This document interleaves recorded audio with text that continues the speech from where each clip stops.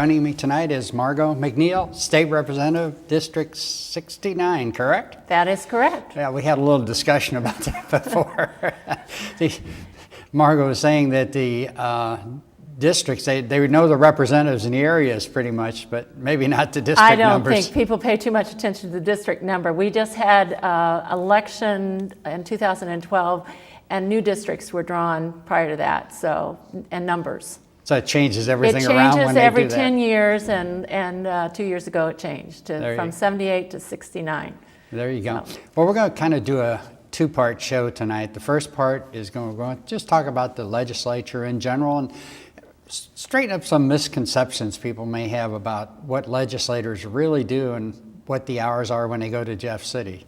It's not all a bowl of cherries like everybody seems to think. Well, it's a time-consuming job, but I enjoy it.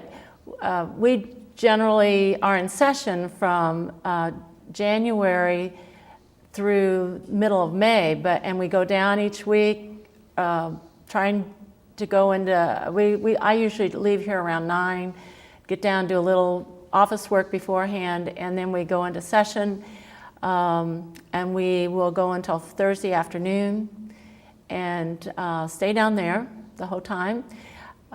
Most of the chances I get when I'm not in a committee hearing or in session, I work in the evenings to read my bills, to answer my emails, and that kind of thing. So and then during the interim, we have different organizations that we attend and just trying to find out what's happening in our community.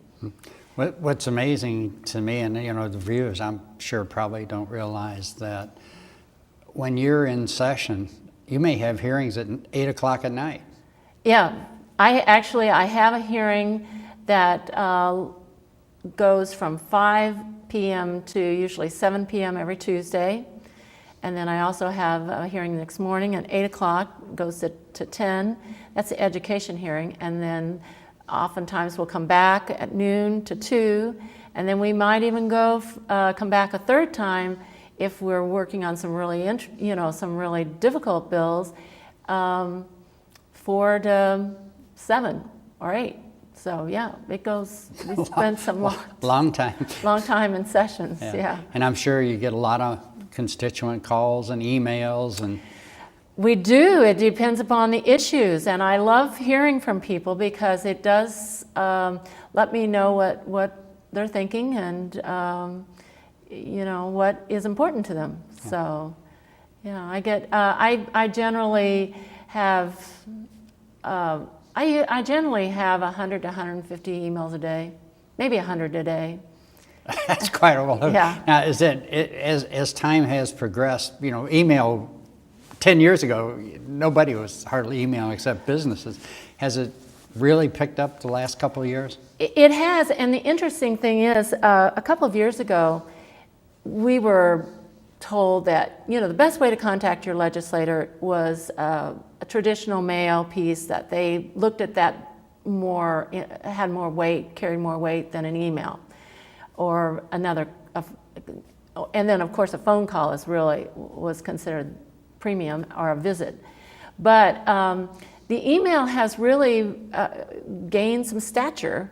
It's done a lot, and the ease of returning comment and is kind of replaced my liking of communication. If I had to choose how I'd like you to communicate with me, email or a phone call would be my preference, and that way I can communicate with you a little easier and than sitting down and actually doing a snail mail type letter.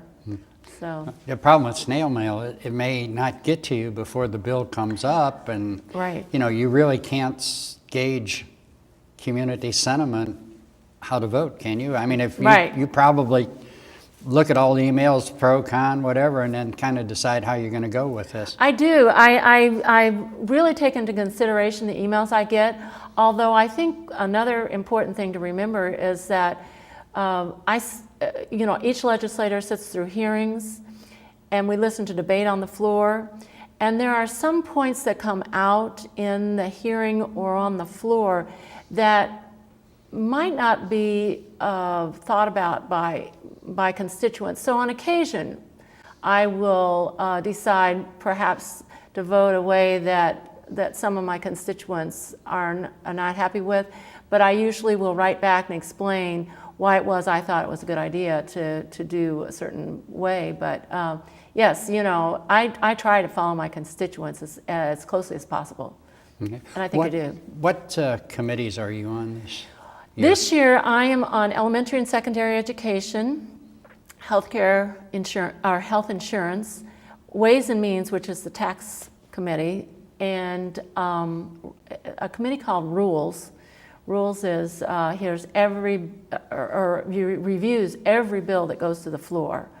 We don't discuss them too much, but we review it and pass them out. And then an infrastructure development committee that's looking at bonding for universities and roads. So Like quite a few committees. yes, it's quite a few heavy-duty ones. keeping me busy, right? I can imagine. Yeah. Well, we're going to talk in our second segment about the education part, so let's talk about the other Okay. committees. What's some of the bills they're considering, and what's some interesting thing? We don't want to talk about things that are always boring. If you got something real interesting coming Right. up, Well, Ways and Means has been a committee that has talked, that deals with tax reform or anything dealing with tax credits. And so we've seen a lot of bills come through that would change our tax structure. Generally, they have been reducing revenue for corporations and small businesses, but the problem comes because it reduces the revenue so much that it's difficult to fund other things. And one of the things I think we're going to be considering soon is a tax on, how we're going to fund our roads and the infrastructure. So I have a bill that I'm going to have a hearing on Tuesday. It's called the Main Street Fairness Act, but it would look at internet sales. 20 years ago, sales were done more in your brick and mortar stores, and they collected taxes on that. But out-of-state companies are not taxed. So that bill would look at allowing these out-of-state companies to collect taxes that are really owed. It is, people who purchase online really are supposed to pay their tax on the items that they purchase. So anyway, those are two of the things that we hear in those committees. And of course, we have been talking about, not in my committee, but healthcare and expanding healthcare to all the citizens of Missouri. So that's another really big issue that we need to be addressing this session. Mm-hmm. Let's go back to that Main Street Fairness Act. That would help, if that was passed, that would help not only the state of Missouri, it would help, with their tax collections, but it also would help municipalities. That's something that's sorely needed. Right. I know I represent the city of Hazelwood and Florissant, and I know the city of Hazelwood's having to cut back some of their services because revenues and sales tax have not been coming in the way they had hoped. And yes, this would also benefit local municipalities and maybe stave off a tax increase proposal of some kind at the local level. So I think it's important. What percentage of the tax, do you happen to know, what percentage of the tax are we foregoing by not having Main Street? Well, the bill that I'm proposing is a first step. It just changes the laws, and we would collect only, I say only, but maybe $20 million. But if the federal government's been working on it as well, and if the federal law would pass, I think we're looking at collecting 400 million for both state and local. So, you know, I have never done the figures to get it broken down into percentage, but it's a significant amount I'm of sure money. it probably would be, because people nowadays are buying more on the internet. I mean, I buy on the internet too. I do too. And, And I think it's only going to increase. And passing this is not going to stop that, from happening, but it will, kind of shore up the base for the important things that cities do, the services we provide, that Blackjack provides, that Hazelwood and Florissant provide, and prevent them from having to seek revenue other ways. Yeah, revenue is very difficult to come up with innovative ways to get additional revenue. You don't want to keep going to the taxpayer's pocketbook. No, you don't.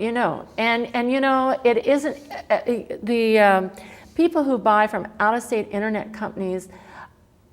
Well, we're encouraging them to do that and to send their money outside the state of Missouri. That doesn't help our Missouri businesses, our local businesses that provide the jobs for the country, for the area, and we are our neighbors, and coach the Little League and teach our Sunday school classes and what have you. We need to support local businesses and local jobs, and so collecting the taxes that are already owed is a good way to do that and be fair to everyone. Okay, let's go back to one other thing. We were talking about highways. Yes. Even if we got the money this year for highways, it wouldn't be maybe 10 years before they actually started doing them, wouldn't they? I mean, they could do some repair, but any major thing, it's got to go through a bunch of different stages before they get the highways built or reconstructed. There is a long process involved. I know MoDOT has been working on the planning stages for the I-270 corridor, and there have been other studies done. I don't know if that's MoDOT, but the Missouri Bottom Road and the extension. But I think MoDOT's doing what they can in the planning stages to be ready to do the jobs. But as I understand it, the jobs they're doing currently, like building, they just finished the bridge going over the Mississippi. Those were in the plans 10 years ago, and they got bonding for them to be able to afford to do it. Now they have to pay off the bonding, and they don't have any money left for anything. They're not even sure they'll have money to do repairs when we get to 2016, 17, and 18. They will have no money to do any projects, and that's a concern for them, because I think if we want to move forward as a state, we have to have infrastructure that meets the needs of our changing communities. That's true, and it's a long process for sure. Right. Okay, let's stay tuned. We'll take a short break here, and we'll come right back. Sure.